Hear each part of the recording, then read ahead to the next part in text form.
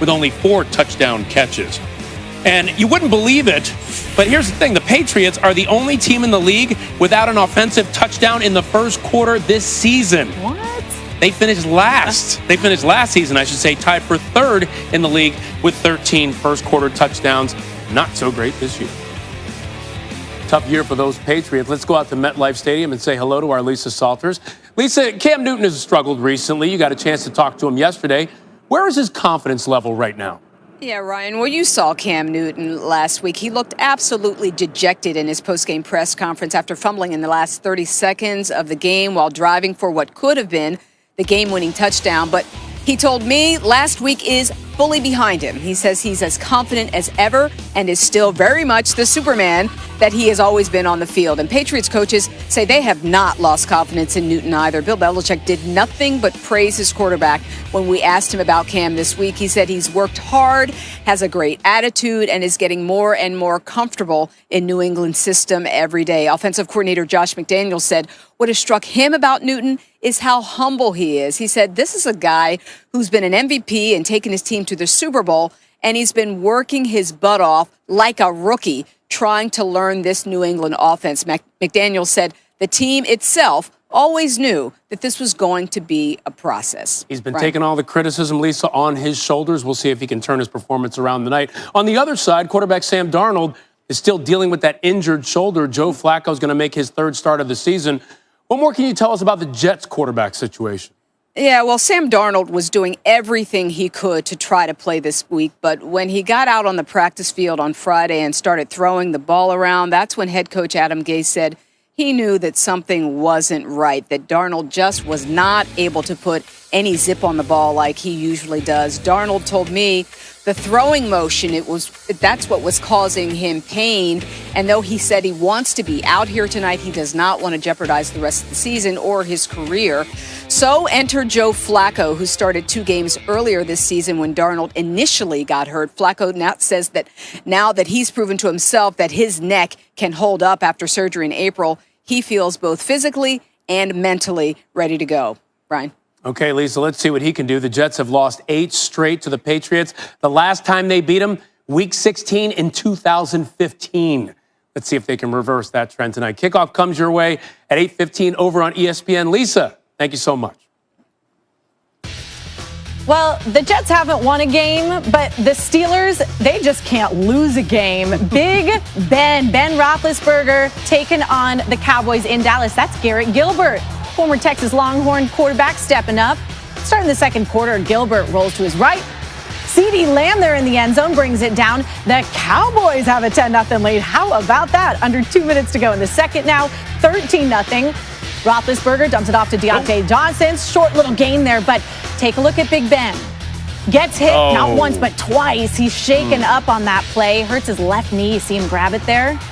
Later in the drive, 2nd and 5, Big Ben to James Washington. There you go. The Steelers down 13-6, headed into halftime, but Big Ben heading into the locker room early to get checked out. Now to the 4th. The Cowboys have it down in the red zone. Gilbert. And nope, that's not your teammate. That's Minkah Fitzpatrick. Picks it off in the end zone. Steelers would not get a field goal off of that turnover. So under 4 to go in the 4th. Roethlisberger, Johnson. That's a big 42-yard gain. Watch him juking everybody. Nope. Finally gets brought down there. The Steelers looking to take the lead. So a couple plays later, Roethlisberger scheming. And there to Eric Ebron for the 8-yard score. Steelers go up 24-19. They could not convert the 2-point turn right there, but Cowboys ball, 4 seconds left. Gilbert to Fitzpatrick again. He breaks that pass up. The Steelers hang on to win 24-19. The Steelers are 8-0 for the first time in franchise history. Roethlisberger with 3 touchdowns on the day. Now, all right, Pittsburgh may be undefeated. Let's not crown them just yet. They're the 10th team to start 8-0 in the last 10 seasons. None of the previous 9 teams won a Super Bowl. Now, 4 didn't even win a playoff game, and 3 reached the Super Bowl and lost. Ouch.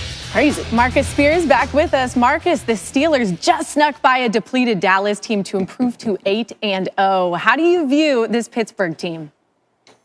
Okay, stick with me, Ash. Really good football team. Yep. Really good football team, but I'm not 100% sold. Look, Lamar Jackson against the Pittsburgh Steelers turned the ball over 4 times and still had a chance to win.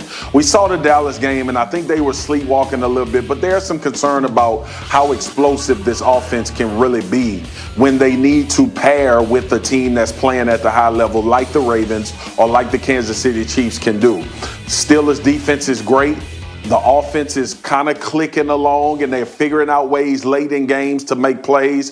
But I don't have them as the favorite in the AFC. And I know what the record says, and I understand that they beat the Ravens already. But I need to see a little bit more offensive firepower if I'm going to believe that the Pittsburgh Steelers can carry this undefeated, let alone carry the way they've been playing and getting wins all season long. All right. Well, we're now past halfway through this season. I can't believe I'm saying that, but let's take a look at the odds for the MVP race. Now, just last week, Caesars William Hill had Russell Wilson listed as the MVP favorite at -180. Now, he is still the front runner, but Wilson drops to +130 after a tough outing we saw, of course, in Buffalo. So, Marcus, who is your MVP frontrunner as of right now? Okay, I'm going to stop letting people live in suspense. It's Patrick Mahomes. Oh. And I'm a victim. I'm a victim of fatigue and a victim of the narrative of Russell Wilson never receiving an MVP vote. And I'm cheering for him and hoping he can, pull this thing together and string it along. But it's Patrick Mahomes. Listen, Mahomes is unbelievable. Andy Reid is drawing plays in the sand because he has this guy at quarterback. He's threw 4 touchdowns, 5 against the Jets, 4 against Carolina. What he's doing, I think we've become a little bit, it's like almost like the LeBron James effect. Like, okay, we expect this guy to be the best guy actually, but we need to figure out who else can be the MVP. But I'm not doing that anymore. And unless I'm proven wrong, which I don't think I will be, I believe Patrick Mahomes will continue to ascend and continue to, create some closing the gap of Russell Wilson and then overtake him at some point. So Patrick Mahomes. I know it's boring. I know we want Russ to get it, but it's Mahomes. Well, we love you being honest with us. Marcus, thank you so much for joining us. All right, Ash. Appreciate you. Michigan State. To the end, and we are at the beginning. I think we both still, enjoy playing and competing. It's going to be a very competitive game. It's been all Saints in Tampa tonight. Drew Brees throws another touchdown pass, his 3rd of the ball game. Ball batted down and picked off, intercepted. And the New Orleans Saints are wearing out the Buccaneers 38-3, and the Saints keep on marching. It was shocking. You have to go back and look in the mirror. I have to give New Orleans credit. They kicked our ass in every face. Well, you heard Bruce Arians there. The Saints absolutely hammered the Bucs 38-3 last night in Tampa. Let's go by the numbers. For the 26th time in his career, Drew Brees threw at least 4 touchdown passes in a game without throwing a single pick. That's the most in NFL history. The 35-point loss went down as the worst in Tom Brady's career. It was also the first time in Brady's career that he had been swept in a regular season by a divisional opponent. And Tampa Bay ran the ball just 5 times against the Saints. Maybe it's not so surprising given their strong group of receivers they've got, but it's the fewest amount of rushing attempts in a game in NFL history. Here's the losing coach, Bruce Arians.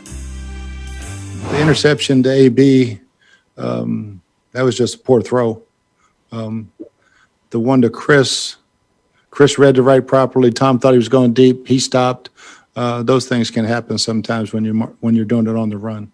Mike was open a bunch in that ball game. He just didn't get targeted. That's all. He was open. Mike was open. You don't bury your head in the sand. You look at it, you own it, and you go in, you look at the tape, you figure out what went right, what went wrong, and then you move on to the next ball game.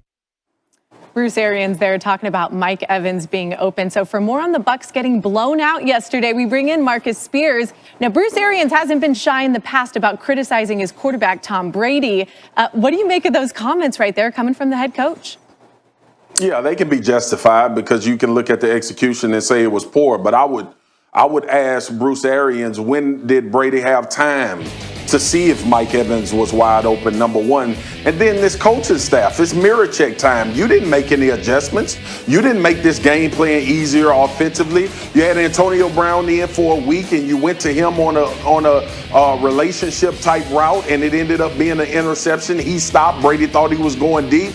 And then on the defensive side of the ball, some of the things that have shown up that Daniel Jones wasn't able to take advantage of by guys' eyes being bad. Jamil Dean, it comes to mind first. Like, this is on Bruce Arians, Byron Leftwich, and Todd Bowles as much as it is on the execution. This is not to absolve Tom Brady for his mistakes and the things he did wrong. But the coaching staff did not help him one bit, Ash. And I'm not going to sit here and listen to Bruce Arians talk about players without talking about the coaches being outcoached against Sean Payton and their sideline. Okay, defending Tom Brady there. I like it. Now, between this bad loss by the Bucs and the Seahawks falling to the Bills, the NFC appears to be wide open. So who is your team to beat in the NFC now?